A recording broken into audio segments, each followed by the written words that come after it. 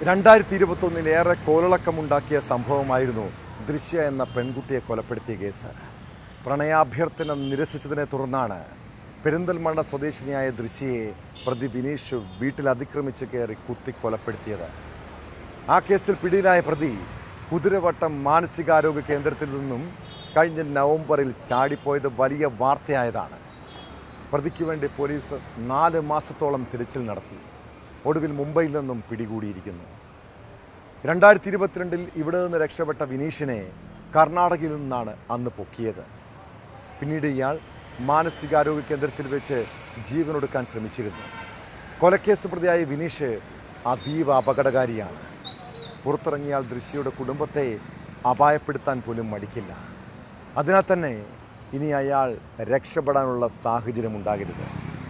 എവിടെയാണെങ്കിലും അതീവ ശ്രദ്ധയും ജാഗ്രതയും വേണം.